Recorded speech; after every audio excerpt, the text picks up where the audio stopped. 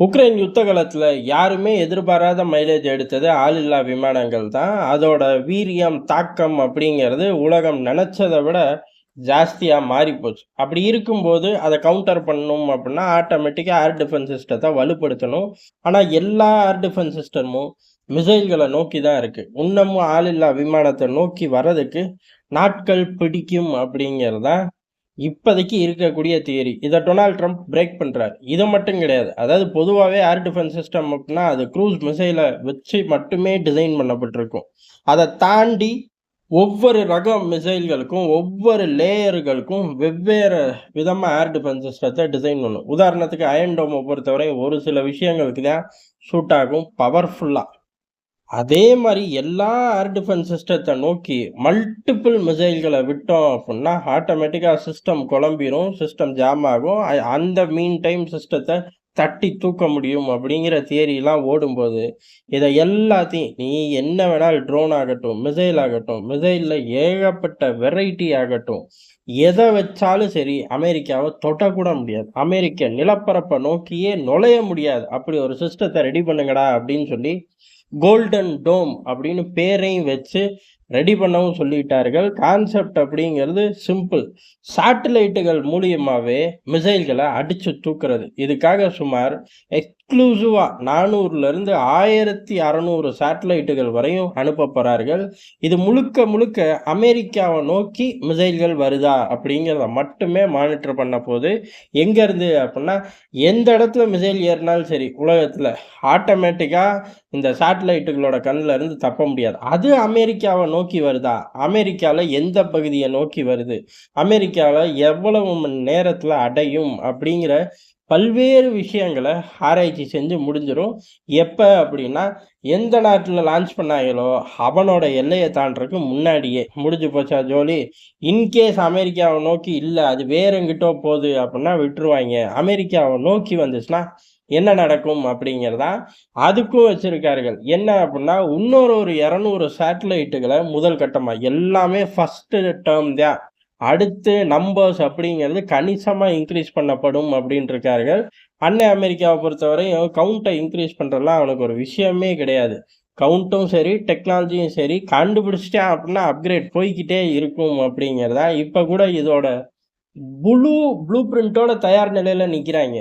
Purchase ஆர்டர்லாம் release பண்ற ரேஞ்சுக்கு போயிட்டாய்ங்க. எப்படி கவுண்டர் குடுக்குறார்கள் அப்புட்ன்னா, 200 சேட்டலைட்ட முதல் கட்டமா மிசைல்களோட பூமிய சுத்தி வந்துகிட்டு இருக்கும். இந்த 400லேருந்து 1200 சேட்டலைட்டுகள் ஸ்மெல் பண்ணி, ஒரு மிசைல ஐடென்டிஃபை பண்ணி, இந்த டார்கெட்ட அமெரிக்காவோட ஜோனுக்குள்ள நுழைய விடாத அப்படின்னு சொன்ன உடனே, இந்த 200 சேட்டலைட்டுகள் மிசைல்களோட சுத்திக்கிட்டு இருக்கும். அதுல ஒண்ணுலருந்து மிசைல் லான்ச் ஆகி இந்த மிசைல நியூட்ரலைஸ் பண்ணும். எதிரி அமெரிக்காவ நோக்கி அனுப்புன மிசைல நியூட்ரலைஸ் பண்ணும். இதன் மூலியமா ஒரு பிட்டு கூட வான்வெளி அச்சுறுத்தல் அமெரிக்காவுக்கு கிடையாது அப்படின்னு சொல்லியிருக்கார்கள். கான்செப்ட உருவாக்கிட்டார்கள். வரவே வராது. சேலஞ்ச் பண்ண முடியுமா? சத்தியமா யாராலயும் பண்ண முடியாது. கான்செப்டே உருவாக்கிட்டார்கள். ப்ளூ பிரிண்ட்டையும் போட்டார்கள். பட்ஜெட்டையும் போட்டார்கள். இப்போதைக்கு 10 பில்லியன் அப்படின்னு தூக்கி போட்டாய்ங்க.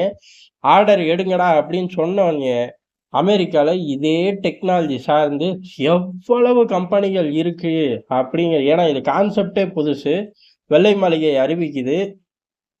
டவுன்லோட் போட்டோம், படிச்சு பார்த்தோம், பிட்ட கோட் பண்ணோம், அனுப்பிச்சோம். இந்த மாரி நொலநாட்டியம் புடிச்ச வேலைகளுக்கே அமெரிக்கால இடமே கிடையாது. கான்செப்ட சொல்ட்டார்கள். ப்ளூ பிரிண்ட் பென்டகன்ல இருந்து வெள்ளை மாளிகைக்கு போயிருச்சு. இப்ப ஆட்டோமேட்டிக்கா கால்ஃபர் நடந்துருச்சு. கம்பெனிகள் இதுக்கு இந்த ப்ராஜெக்ட்டுக்குள்ள பர்ட்டிகுலர் ப்ராஜெக்ட்டுக்குள்ள கீ பிளேயரா நுழையறக்கு மட்டுமே சுமார் 142 கம்பெனிகள் முட்டி மோதுது அமெரிக்காவுக்குள்ள. அப்ப எல்லா பையனும் இந்த ஸ்பேஸ் ஜோன்ல பெரிய அளவு டெக்னாலஜி ஆர்&டியோட உட்கார்ந்துட்டு இருக்காங்கன்னு தான் அர்த்தம். அதே சமயம் இது யாருக்கு போகும் அப்படிங்கிறதான். காரணம் பெரிய ப்ராஜெக்ட். அதுக்கடுத்து அமெரிக்காவோட முழு ஆயுள் காலத்திலையும் இது பெரிய அளவு ஆதிக்கம் செலுத்திக்கிட்டே இருக்கும். எப்படி இப்போதைக்கு ஃபைட்டர் ஜெட்டு குறிப்பா டிஃபென்ஸ்ல ஒரு 4 கம்பெனிகள் அமெரிக்கால இருந்துகிட்டு மஞ்ச குளிக்கிறக்கு அளவே கிடையாது. இன்னும் சொல்லப்போனா அந்த டிஃபென்ஸ் ஸ்டாக் தான் அமெரிக்காவோட ஊழலே. நமக்கு தெரிஞ்சது. இப்ப ட்ரம்ப் வந்ததுக்கு அப்புறம் தான், "டேய் அத காட்டிலும் பெருசுடா யுஎஸ்ஏடு" அப்படின்னு சொல்லி வெளிப்படையா உலகத்துக்கு அமெரிக்க அரசியல்வாதிகளோட 2வது பெரிய ஊழல வெளிச்சம் போட்டு காட்டினார். அந்த மாதிரி இந்த டிஃபென்ஸ் ஸ்டாக் 4 ஸ்டாக்கு தான். அந்த 4ஓட ஸ்டாக்ல 5வது ஸ்டாக் என்ன வரப்போகுது அப்படிங்கிறதான். காரணம் இது மிகப்பெரிய டெக்னாலஜி. தொடர்ந்து அப்டேட் ஆகிக்கிட்டே இருக்கும். தொடர்ந்து வலுவா யுத்த காலத்துல பயணிக்கும் அப்படிங்கிறனால. ஆனா, நம்ம சந்தேகப்படவே வேணாம். இதுல SpaceX தான் முன்னாடி போய் நிக்க போகுது. நிக்குது. காரணம் என்னன்னா, ட்ரம்ப்போட ஆதரவாளர், ட்ரம்ப்போட எலக்ஷனுக்கு கணிசமா செலவு பண்ணவர். ஸ்பேஸ் ப்ரோகிராம்ல இன்னைக்கு நிலைமைக்கு உலகத்துல முதன்மையான ஆள் அப்படின்னா எலான் மஸ்க் தான். முதன்மையான கம்பெனி அப்படின்னா எலான் மஸ்க் தான். இல்ல அந்த கம்பெனி, இந்த கம்பெனி அப்படின்னாலும், இந்த கம்பெனி தான் இன்னைக்கு நிலைமைக்கு பெரிய தாதா. அதனால எலான் மஸ்க் தான். ட்ரம்ப்போட இந்த கனவு திட்டம். ட்ரம்ப் இத அவரோட ஆயுள் காலத்திலேயே, அதாவது இந்த 4 வருடத்துக்குள்ளேயே கொண்டு வந்துருவாரு. காரணம் அப்பதான் அவரு பேர எழுதிடலாம். ஒவ்வொரு மிசைல்கள்லையும் ட்ரம்ப்னு எழுது. அத அடுத்த அதிபர் வந்து எக்ஸிக்யூட்டிவ் ஆர்டர்ல பிரேக் பண்ணக்கூடாதுன்னு சேர்த்து எழுது அப்படின்னு சொல்லி திட்டங்கள் போட ட்ரம்ப் தயாராயிட்டாராமா. திட்டங்கள் போட்டு கொண்டாடவே தயாராயிட்டாராமா. அவரோட ஃபேவரட் ஸ்டெப்ப லான்ச் பேட்ல நின்னு போடுறக்கு ட்ரம்ப் தயாராயிட்டார். அந்த அளவுக்கு ஒரு வெறித்தனமோட அமெரிக்கா களத்துல இறங்கிருச்சு. இதே ஆயுதம் அடுத்து யார் கைக்கு வரும்? ஏற்கனவே நாங்க R&Dய முடிச்சிட்டோம் அப்படின்னு சொல்லி ரஷ்யா அறிவிக்கிறதுக்கு அதிக வாய்ப்பு இருக்கு.